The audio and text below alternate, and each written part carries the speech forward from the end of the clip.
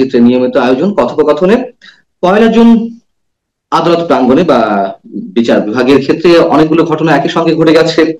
আহ শেখ হাসিনার বিচার আন্তর্জাতিক অপরাধ ট্রাইব্যুনালে আনুষ্ঠানিকভাবে শুরু হয়েছে। জামাতের নিবন্ধন ফিরিয়ে দেওয়া হয়েছে সর্বোচ্চ আদালতের আপিল বিভাগের মাধ্যমে, ফিরিয়ে দিতে নির্বাচন কমিশনকে নির্দেশ দেওয়া হয়েছে। এবং একই সঙ্গে 21শে আগস্ট গ্রেনেড হামলা মামলা থেকে তারেক রহমান সহ অন্যান্যরা যে খালাস পেয়েছেন তার বিরুদ্ধে রাষ্ট্রপক্ষ আপিল করতে পারবে, এরকম অনুমতি সর্বোচ্চ আদালত দিয়েছে। এসব বিষয় নিয়ে আমরা আলোচনা করবো। এর সঙ্গে রাজনীতির সম্পৃক্ত অথবা ভবিষ্যৎ রাজনীতির পথরেখা কিভাবে আঁকা হতে পারে সেই বিষয় নিয়ে আমরা আলোচনা করবো। এই বিষয়ে আলোচনার জন্য আমাদের সঙ্গে যুক্ত হয়েছেন গণমাধ্যম ব্যক্তিত্ব ডাক্তার আব্দুল নূর তুষার। ডাক্তার আব্দুল নূর তুষার, আপনাকে স্বাগত জানাচ্ছি আমাদের অনুষ্ঠানে। আমরা যে কটি বিষয় উল্লেখ করছিলাম একটু পয়েন্ট আকারে আমরা একটু আলোচনা করতে চাই। প্রথমত যদি আমরা ধরি, শেখ হাসিনার যে বিচার প্রক্রিয়া আনুষ্ঠানিকভাবে শুরু হলো আন্তর্জাতিক অপরাধ ট্রাইব্যুনালে, এবং সরাসরি বাংলাদেশে এই প্রথম ইলেকট্রনিক চ্যানেলের মাধ্যমে সাধারণ মানুষ দেখার সুযোগ পেল, বিষয়টিকে আপনি কতটা গুরুত্বের সঙ্গে নিচ্ছেন, অথবা এর পক্ষে বিপক্ষে কি ধরনের যুক্তি আপনার রয়েছে? ইলেকট্রনিক মিডিয়াতে আদালতের কার্যক্রম সম্প্রচার করার বিষয়ে যথেষ্ট মতবিভেদ আছে মানুষের মধ্যে। আমি ব্যক্তিগতভাবে মনে করি আদালতের বিচার ইলেকট্রনিক মাধ্যমে প্রচারিত হওয়া উচিত না, কেননা এটা হলে পরে মূলত আদালতের উপর চাপ সৃষ্টির একটি সম্ভাবনা তৈরি হয়। একটি হচ্ছে জনমতের চাপ। বিচার কিন্তু জনমত নিরপেক্ষ, মানুষ যাই চাক না কেন বিচার বিচারের গতিতে চলবে। 1 কোটি লোক যদি একটা বিষয় চায় কিন্তু বিষয়টি বিচারের উপযুক্ত না হয়, তাহলে কিন্তু বিচারক 1 কোটি কেন 100 কোটি লোকের কথা শুনবেন না। আবার যদি একজনও বিচার চায় এবং সেটা যদি উপযুক্ত হয় তাহলে কিন্তু বিচারক সেটা শুনবেন। এই কারণে আমার কাছে মনে হয়েছে যে এটিকে জনসমক্ষে দিয়ে দিলে যে ঘটনাটা ঘটবে, আপনি নিশ্চয়ই বুঝতে পারছেন যে পতিত স্বৈরাচারের পক্ষে যে আইনজীবীরা থাকবেন মানুষের সামনে তারা কিন্তু যথেষ্ট সাহসের সঙ্গে যুক্তিতর্ক উপস্থাপন করতে পারবেন, ব্যাপারটা নাও হতে পারে। কারণ তারা নিজেদের নিরাপত্তা, নিজেদের সামাজিক সম্মান, নানান কিছুর বিষয়ে ভীত হতে পারেন, কেননা বাংলাদেশে মব সন্ত্রাস পূর্ণ মাত্রায় চালু আছে। যেখানে জাতীয় পার্টি জিএম কাদেরের বাড়িতে হামলা হয়েছে, এই অভিযোগে জাতীয় পার্টি আওয়ামী লীগের সঙ্গে এক ধরনের গৃহপালিত বিরোধী দলের মতো ছিল। এমন কিন্তু না যে জাতীয় পার্টি কোনো মানবতা বিরোধী অপরাধ করেছে। যেখানে আওয়ামী লীগের সঙ্গে থাকলেই বাড়ি ভাঙচুর হয়, সেখানে যদি বিবাদী পক্ষের কোন আইনজীবী নিজেকে নিরাপত্তাহীন বোধ করেন, এটা হতে পারে। কিন্তু ফলে আমার কাছে মনে হয়েছে এটা অনেকটা সাদ্দামের ট্রায়ালের মতো। এখানে আরো একটা ঝুঁকি আছে। সাদ্দামের ট্রায়ালে কি হয়েছে আপনি নিশ্চয়ই লক্ষ্য করেছেন, সাদ্দাম শেষ পর্যন্ত হিরো হয়ে গিয়েছে, তাই না? এই ট্রায়ালে কিন্তু যারা বিচার করেছে তাদেরকেই মানুষ চিঠি করেছে, তাই না? তো এইসব ঝুঁকি নেওয়ার তো কোনো দরকার নাই, বরং বিচার বিচারের মতো হবে এবং বিচার হয়ে গেলে আমরা জানবো যে কি বিচার হয়েছে। আর বিচারের বিবরণী তো পত্র পত্রিকায় ছাপা হয় এবং টেলিভিশনে প্রচারিত হয়, সংবাদ মাধ্যম জানায়, উকিলরা বের হয়ে এসে মানুষকে ব্রিফ করেন। এই এই প্রক্রিয়াটাই আমার কাছে ভালো। আরো একটা কারণে মনে হয় যে বাংলাদেশে একটা বিরাট সংখ্যক অশিক্ষিত এবং অর্ধশিক্ষিত জনগোষ্ঠী আছেন, তারা কিন্তু বিচার বোঝেন না, তারা বিচারের প্রক্রিয়া বোঝেন না, আইন কানুন বোঝেন না, কিছুই বোঝেন না। তারা যেটা চান সেটাই ঘটুক, এটা চান। আমার কাছে মনে হয়েছে যে এরকম একটি জনগোষ্ঠী নানান কারণে উত্তপ্ত হয়ে উঠতে পারে। বিচারে হয়তো এমন একদিন হলো যে যেখানে যুক্তিতর্কে সরকার পক্ষ দুর্বল হয়ে যাচ্ছেন, হতে পারে না? পারে তো। এরকম যদি হয়, দেখা গেল যে সেদিন কিছু লোক উত্তেজিত হয়ে আদালতে হাজির হলো।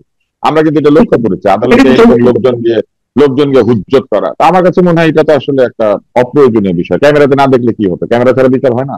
আরেকটা হচ্ছে যে আপনি আমেরিকাতেও যদি দেখেন বা অন্যান্য দেশে দেখেন, বিচার কিন্তু এইভাবে টেলিকাস্ট করা হয় না। অনেকেই যুক্তি দিচ্ছেন রাদোভান কারাচিকের বিচার দেখানো হয়েছিল, তারপরে অনেকে যুক্তি দিচ্ছেন নুরেমবার্গ ট্রায়াল দেখানো হয়েছিল। তারা যদি মনে করেন যে এই পুরো বিষয়টা নুরেমবার্গ ট্রায়ালের যে ঘটনা কিংবা রাদোভান কারাচিকের যে ঘটনা তার সঙ্গে তুলনীয়, তাহলে আমার কাছে মনে হয় যে সেটাও তো তাদেরকে যুক্তিতর্ক দিয়ে প্রমাণ করতে হবে। ফলে এইসব তর্ক আসলে কুতর্ক। আমি মনে করি যে রাষ্ট্রীয় সম্পদের যথাযথ ব্যবহারের প্রয়োজনে এই বাংলাদেশ টেলিভিশন দিয়ে এটা সম্প্রচার করার এক ধরনের অর্থের অনেক বেসরকারি টেলিভিশনও টেলিকাস্ট করেছে, ব্রডকাস্ট করেছে। আমার প্রশ্ন হচ্ছে যে বেসরকারি টেলিভিশন এগুলা করে। আপনি বেসরকারি টেলিভিশনে কাজ করেছেন, আমি করেছি। আমরা জানি যে মালিকরা কিভাবে থরহরিকম্প হয়ে যান নির্দেশ পেলে পরে, কারণ এই মালিকদের নিজেদের আর্থিক অসততা আছে, এই মালিকদের নানান ধরনের অসুবিধা আছে। বাংলাদেশে যারা টেলিভিশন চ্যানেল মালিক হয়েছেন এদের অধিকাংশই কিন্তু নানান ভাবে অসৎ ব্যবসা বা নানান ধরনের দুর্নীতির সাথে জড়িত বলে আমরা অতীতে দেখেছি, এখনো জানি। ফলে এদেরকে নির্দেশ দিলে এরা সবকিছু শোনেন। এদেরকে আসলে স্বাধীন সাংবাদিকতা এদের কাছ থেকে আশা করা যায়। আপনি যে উদাহরণগুলো দিলেন ক্যামেরা ট্রায়াল বা ক্যামেরার সামনে বিচার করার যে একটা অনেকগুলো উদাহরণ দিয়েছেন, তার মধ্যে যদি আমরা দুটি ভাগ করি, একটা হচ্ছে নুরেমবার্গ ট্রাইব্যুনাল, সেটি আন্তর্জাতিক ভাবে একটা দৃষ্টান্ত হয়ে আছে আমাদের সামনে, এবং সেখানে পক্ষ বিপক্ষের দাবি ছিল হয়তো, আমি যতদূর জানি।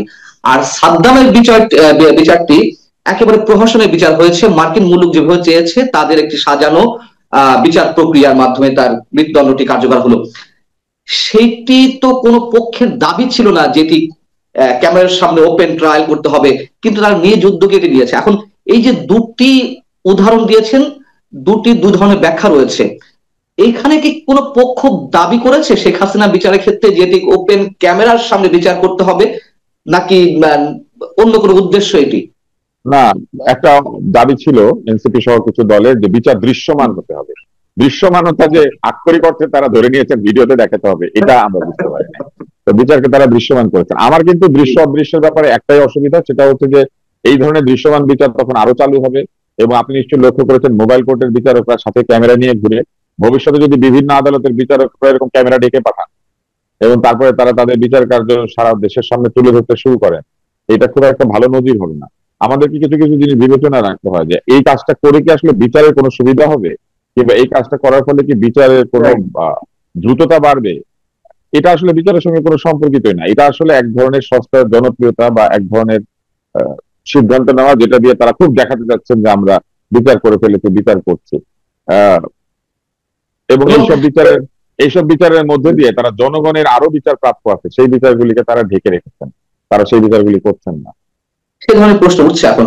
এর সাথে যদি আরেকটু রিলেট করি আমরা, আহ, অপরাধ ট্রাইব্যুনালের যিনি চিফ প্রসিকিউটর তাজুল ইসলাম, তিনি শুরুতে একটি মন্তব্য করেছেন যে এটি কোনো প্রতিশোধ নয়, এটি ভবিষ্যতের সুবিচারের প্রতিজ্ঞা। আমার কথা হচ্ছে যে উনি এই মন্তব্য বা কেন করলেন উপযাজক হয়ে? ওইখানে কি বিবাদী পক্ষের কোনো আইনজীবী প্রথমে এরকম কোনো কথা বলেছেন? আমার তো জানা নেই যে এই ধরনের কোনো কথা বলেছেন যে এটি প্রহসনের বিচার কোনো হচ্ছে বিচারিত এই প্রতিশোধ প্রতিক্রিয়া। না, হ্যাঁ। কোনো বিচারিত প্রতিশোধ না। আর না, জি। আপনি যদি চিন্তা করেন বিচার জিনিসটাই তো প্রতিশোধ বন্ধ করার জন্য। বিচার যদি প্রতিশোধের জন্য হতো তাহলে তো মানুষ নিজের বিচার নিজেই করতো। হম হম আপনি হম। আমার ঠ্যাং ভেঙেছেন, আমি আমার ঠ্যাং ভাঙবো। বিচার তো টিট ফর ট্যাট না, বিচার হচ্ছে জাস্টিস ফর টিট। কেউ আপনাকে রাইট। চিট করেছেন, আপনি তাকে সুবিচার করবেন। তো বিচার জিনিসটাই তো প্রতিশোধ বন্ধ করার জন্য। তাই কোন আইনজীবী যদি উপযাচক হয়ে বা আগ বাড়িয়ে বলতে থাকেন এই বিচার প্রতিশোধের জন্য না, তাহলে তার কাছে উল্টা প্রশ্ন করতে হবে যে কোন কোন বিচারগুলি প্রতিশোধের জন্য। এবং যদি প্রতিশোধের জন্য বাংলাদেশে কোনো বিচার হয়ে থাকে তাহলে তো বিচার ব্যবস্থা নিয়ে আমাদের আগে সংস্কার করতে হবে। বিচার হম হম। ব্যবস্থাকে ঠিক করেন। যদি বাংলাদেশে কোনো প্রতিশোধের বিচার হয়ে থাকে, এরকম কোনো উদাহরণ থেকে থাকে, তাহলে ওইটা ঠিক করেন। ওইটা ঠিক করে তারপরে আসেন আমরা প্রতিশোধ না নয় এমন বিচার করি। আগ বাড়িয়ে বলার তো কোনো যুক্তি নাই। আমি একটা লাল জামা পরেছি, আমি এসে বললাম এই লাল কিন্তু রক্তের লাল না। তো এখন সব কেউ কি বুঝতে পারছে না যে এটা যে আসলে রক্তের লাল না? আর আমি যদি আগের থেকে বলি তাহলে বরং মানুষ চিন্তা করবে যে তাই নাকি, এই জামার মধ্যে কেউ দাগ খোঁজা যায়। ভালো এক্সাম্পল দিয়েছেন। আমরা নিশ্চয়ই মানবতা বিরোধী অপরাধ ট্রাইব্যুনালে এর আগে যুদ্ধ অপরাধের দায়ে কিংবা মানবতা বিরোধী অপরাধের দায়ে যাদের বিচার প্রক্রিয়া সম্পন্ন হয়েছে সেটিও যে একেবারে বিতর্কমুক্ত হয়েছে, নিশ্চয়ই আমরা সে কথা মনে করি না। এবং স্কাইপি কেলেঙ্কারি কথা আপনার নিশ্চয় মনে আছে, বিচারপতি নিজামুল হক সম্ভবত এই কেলেঙ্কারির সঙ্গে জড়িত ছিলেন। যাই হোক, তারপরও হয়েছে, বিতর্কের সাথে বিচার হয়েছে। কিন্তু যুদ্ধাপরাধ তো ঘটেছে দেশে, এটা তো নিঃসন্দেহে, এটা তো অস্বীকার করার কিছু নেই ইতিহাসের জায়গা থেকে। সেই মানবতা বিরোধী অপরাধ ট্রাইব্যুনালের যারা আসামি পক্ষ বা একেবারে সুনির্দিষ্টভাবে বলে জামায়াতের যারা আসামি ছিলেন, তাদের সবার মূল আইনজীবী ছিলেন ব্যারিস্টার আব্দুল রাজ্জাকের পরে অ্যাডভোকেট তাজুল ইসলাম। সেই অ্যাডভোকেট তাজুল ইসলাম এখন সেই ট্রাইব্যুনালের চিফ প্রসিকিউটর, রাষ্ট্রপক্ষের আইনজীবী। টবি ক্যাটম্যানের কথা আমি সবসময় সাথে উচ্চারণ করতে চাই, যে টবি ক্যাটম্যান জামাতের পরামর্শ ছিলেন, মানে তাজুল ইসলামের পরামর্শ ছিলেন, তাকে আবার চিফ প্রসিকিউটরের পরামর্শ নিয়োগ দেওয়া হলো। এই সব জায়গা থেকে যেহেতু আবার পুরনো কথা, পুরনো প্রশ্ন এই জন্য তুলতে হচ্ছে যেহেতু আনুষ্ঠানিকভাবে বিচার প্রক্রিয়া শুরু হয়েছে এবং এরই মধ্যে প্রথম দিনে অনেক ধরনের বিতর্কের অবতারণা ঘটেছে। সেই জায়গা থেকে আমরা কি মনে করতে পারি যে বিশেষ কোন প্রতিশোধের জায়গা থেকে সত্যি সত্যি এই বিচার প্রক্রিয়া শুরু হয়েছে, এবং জামাতের মানবতা মানে শীর্ষ নেতাদের মধ্যে যারা মানবতা বিরোধী অপরাধের দায়ে অভিযুক্ত হয়েছিলেন, দণ্ডিত হয়েছিলেন, মেটিএম আজহারুল ইসলামকেও আমরা খালাস হতে দেখেছি, সবকিছু নিয়ে এরকম মনে করার কোনো কারণ আছে কিনা যে আসলে এই প্রতিশোধের কোনো বিচার হচ্ছে? বিচারের নিয়ম হচ্ছে বার্ডেন অফ প্রুফ সবসময় যে বিচার দিয়েছে তার উপর। আমি যদি বলি আপনি অপরাধ করেছেন, আমাকে প্রমাণ করতে হবে আপনি অপরাধ করেছেন। আপনার দায়িত্ব হচ্ছে আপনি বলবেন শুধু যে আমি করি নাই, কিন্তু আমাকে প্রমাণ করতে হবে আপনি করেছেন। ফলে বার্ডেন অফ প্রুফ যেমন তাদের উপরে, তেমনি এই বিচার নিয়ে যদি কোনো প্রশ্ন ওঠে, এই প্রশ্ন ওঠার দায়িত্ব কিন্তু সম্পূর্ণভাবে হবে যারা বিচার করছেন তাদের। কেননা বিচার যার হচ্ছে তার পক্ষে বিচারকে প্রশ্নবিদ্ধ করা সম্ভব নয়, খুবই কঠিন। বরং যিনি বিচার করছেন বা যারা করছেন তাদের আচার আচরণের উপর নির্ভর করবে যে বার্ডেন অফ প্রুফ এবং burden of proving the neutrality, এটা কিন্তু যে বিচার করে তাকে করতে হয়। তো এই বিচার নিয়ে আমি কোনো মন্তব্য করব না, এই কারণে যে বিচার আদালত, বিচারিক আদালত এবং বিচারাধীন মামলা নিয়ে কোনো সন্দেহ প্রকাশ করার আসলে কোনো অবকাশ নাই। বরং এই এই প্রক্রিয়া সামনের দিকে চলতে থাকলে এটার প্রসেস ঠিক হচ্ছে কি হচ্ছে না এটা নিয়ে হয়তো কথা বলা যেতে পারে।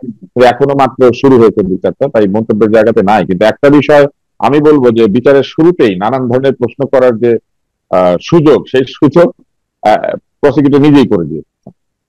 প্রসিকিউটরের যে অভিযোগ তিনি তুলে ধরেছেন, যে বক্তৃতা দিয়েছেন, সেই বক্তৃতায় তিনি একটি জায়গাতে আমি লক্ষ্য করলাম বলছেন যে বিভিন্ন সরকারি স্থাপনায় যে আগুন ধরানো হয়েছে বা সরকারি স্থাপনা ধ্বংস করা হয়েছে সেখানেও বিবাদীদের দায় আছে।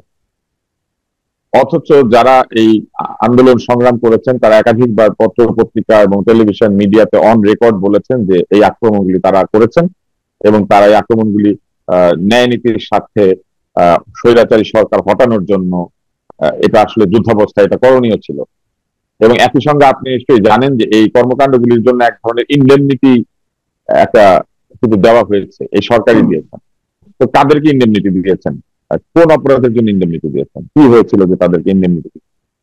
এই কারণে আমি মনে করি যে তারা নিজেরাই এক ধরনের প্রশ্ন, এক ধরনের কথাবার্তা বলছেন যেটা নিয়ে সাধারণ মানুষের মনে বা যারা বিচার আদালত বোঝেন তারা কিন্তু হঠাৎ প্রশ্ন করে ফেলতে পারেন, এবং এই প্রশ্ন করার সুযোগ নিজেরাই তৈরি করে দিচ্ছেন বলে আমার মনে হয়। এবং আপনি যেটা বলছেন যে ক্যামেরায় ট্রায়াল প্রচারিত হওয়ার পরে এই পুরো ট্রায়ালে কিন্তু সাদ্দাম হিরো হয়ে গেল। এখন তারা সাদ্দামের তুলনা দিচ্ছেন, সাদ্দামের বক্তৃতাটা সারা পৃথিবীতে ঘুরে, ওই বিচারকের কথাবার্তা কিন্তু কেউ শোনে না সাদ্দামের ট্রায়ালে। তাহলে এই ঝুঁকিটা তো আছে, তাই না?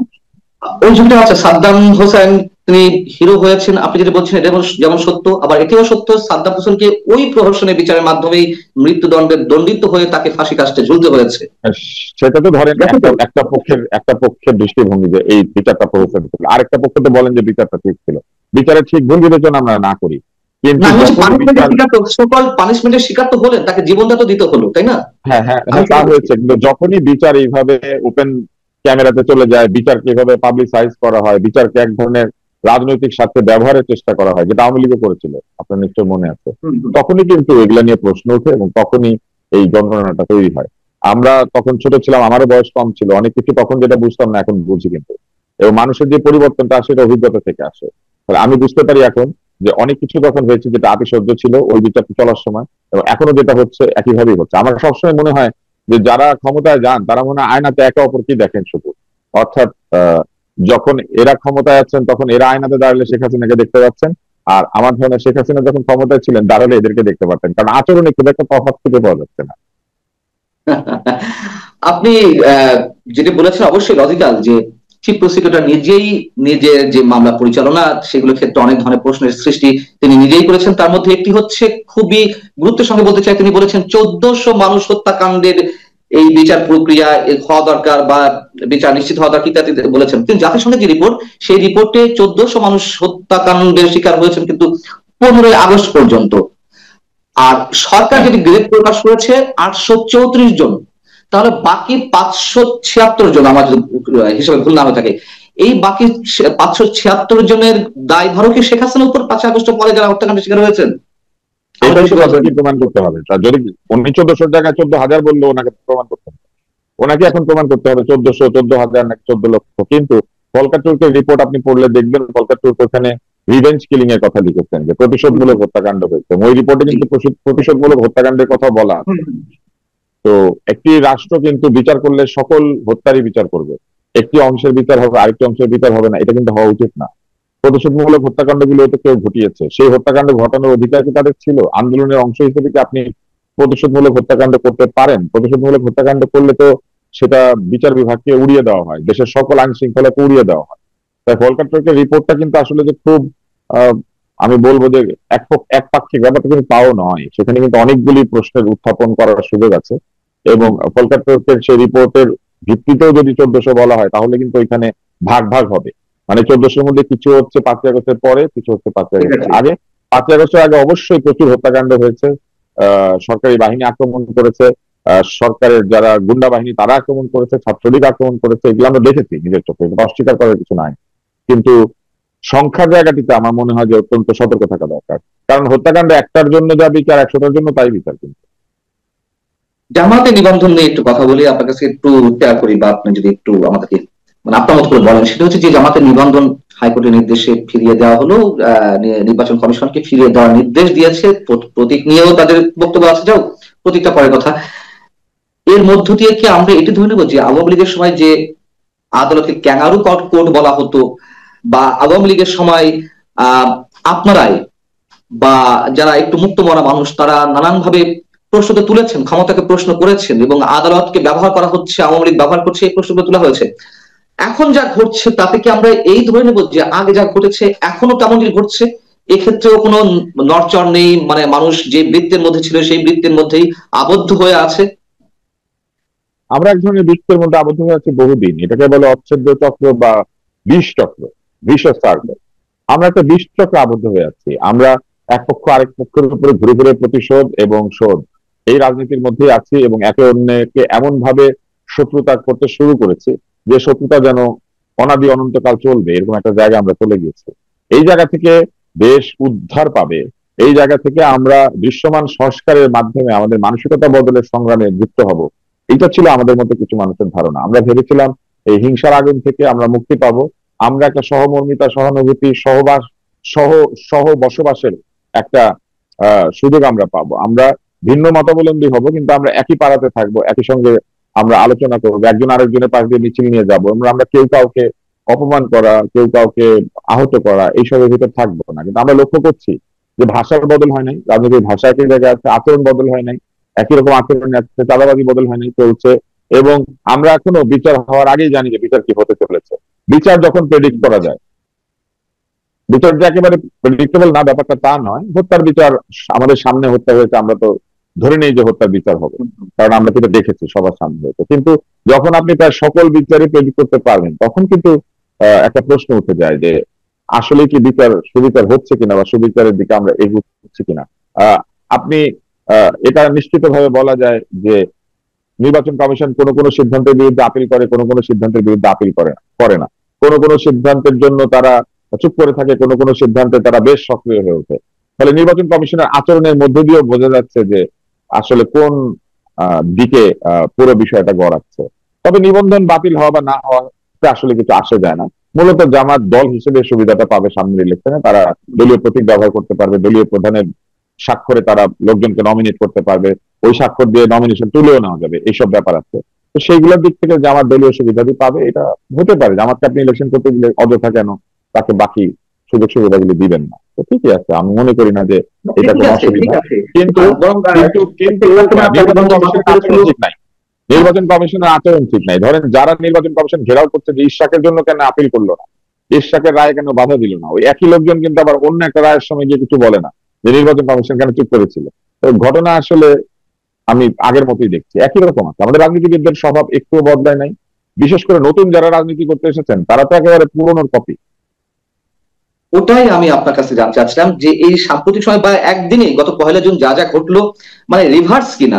আমি ওটাকে এক্সাম্পল হিসেবে দাঁড় করতে চাচ্ছিলাম, জামাতে নিবন্ধন যে জায়গা থেকে আওয়ামী লীগ নিষিদ্ধ করেছিল, আবার ঠিক যেই ট্রাইব্যুনালে যুদ্ধাপরাধীদের বিচার হচ্ছিল সেই ট্রাইব্যুনালে শেখ হাসিনার বিচার। আবার সবশেষ যে বিষয়টা আমি একটু আলোচনা আনতে চাই, সেই একই বিষয় নিয়ে প্রশ্ন করার চেষ্টা করা হচ্ছে যে সবকিছু রিভার্স হচ্ছে কিনা। তারেক রহমানকে খালাস দেওয়া হলো 21 আগস্ট গ্রেনেড হামলা থেকে, সবাইকে বেকসুর খালাস দেওয়া হলো, এবং তখনই আমরা আলোচনা করছিলাম যে তার মানে কি বাংলাদেশের বুকে 21 আগস্টের ভয়ঙ্কর কোনো ঘটনা ইতিহাসের বুকে ঘটেনি, একটা মানুষকেও দণ্ডিত করা হলো না। যাই হোক, সেই মামলায় আবার তারেক রহমানকে বা সেই মামলার বিষয়ে আপিল করতে পারবে রাষ্ট্রপক্ষে, এরকম একটি অনুমতি দেওয়া হয়েছে উচ্চ আদালতের পক্ষ থেকে। এটির সঙ্গে আমরা কি ভবিষ্যৎ রাজনীতির কোনো চিত্র অ্যাড করতে পারি, এর সাথে যোগসূত্র স্থাপন করতে পারি? যেহেতু আমরা অতীত প্রবণতার পুনরাবৃত্তি দেখছি, আবার সেই -2 -3 এগুলাকে আমরা আমরা দেখতে পাচ্ছি। কারণ যখন তাকে খালাস দেওয়া হয়েছে তখন আপিল করতে পারবে এই অনুমতি তখনই তো থাকার কথা, নতুন করে আবার বলার কি আছে আপিল করতে পারবে। আর আমার বারবারই মনে হচ্ছে যে এখন যেহেতু বিএনপি নির্বাচন চাইছে, নির্বাচন যাতে দিতে না হয় সেজন্য বিএনপিকে প্রভোগ করার চেষ্টা চলছে, বিএনপিকে খেপিয়ে তোলার একটা চেষ্টা চলছে। যেহেতু বৃহৎ দল, বিএনপি যদি খেপে ওঠে এবং তারা যদি রাস্তায় কিছু করে, তখন বিএনপিকে কিন্তু খুব মব বলা হবে। আমি এটা আগে প্রেডিক্ট করে দিই আপনাদেরকে। আর ওনারা নামলে এটা হচ্ছে জনগণের গণপ্রতিরোধ, এটা হচ্ছে সেলিব্রেশন, এটা হচ্ছে মানুষের আবেগের বহিঃপ্রকাশ। আর যখন বিএনপি নামবে তখন বলতে শুরু করবে বিএনপি আগের মতোই মারামারি করছে, সন্ত্রাস করছে, চাঁদাবাজি কিন্তু এখন অনেকেই করছে। কিন্তু আপনি দেখবেন যে বিএনপি প্রসঙ্গে আসলে তারা বলে চাঁদাবাজ, আর আরেকটা দল বলে যে আমাদেরকে যারা চাঁদা দিয়েছে তাদের নাম বলবো না। তাদেরকে কি সে দেশে দেশে চাঁদা দিয়ে যাচ্ছে? তারা চাইতেছে না চাঁদা, না চাইতে এসে দিয়ে যায়। বাংলাদেশে না চাইলে পরে ভিখারিও ভিক্ষা পায় না। আর সেখানে ওনারা লাখ লাখ কোটি কোটি টাকা পাচ্ছেন, গাড়ি করছেন, তারপরে অফিস করছেন, গাড়ির মধ্যে থেকে ঘাড় বের করে দিয়ে 135 গাড়ির প্রফেশন করছেন, হাজার লোক ইফতার খাওয়াচ্ছেন, কিন্তু ওইটা চাঁদা না, কিন্তু ওইটা হচ্ছে আমরা বলবো না। আর অন্য দল নিলে বলে চাঁদাবাজি। আমি একেবারে আওয়ামী লীগের একটা ছায়া দেখতে পাচ্ছি এই এই নতুন রাজনীতির মধ্যে, এবং আওয়ামী লীগ যে কারণে দুর্দশায় পতিত হয়েছিল, আমি দেখতে পাচ্ছি সেই দুর্দশা থেকে কেউ শিক্ষা নিচ্ছে না। অনেক ধন্যবাদ ডক্টর আব্দুল নূর তুষার আপনাকে। দর্শক, উপসংহার টানার কিছু নাই, ডক্টর আব্দুল নূর তুষার যা বলছিলেন তার প্রত্যেকটি কথাই বর্তমান সময়ের জন্য খুব খুব বেশি প্রযোজ্য, এবং আগামী যে পথ নির্দেশনা আমরা দেখতে পাচ্ছি দিব্য দৃষ্টিতে, নিঃসন্দেহে ভয়ঙ্কর কিছু। ভালো থাকুন সবাই, আল্লাহ হাফিজ।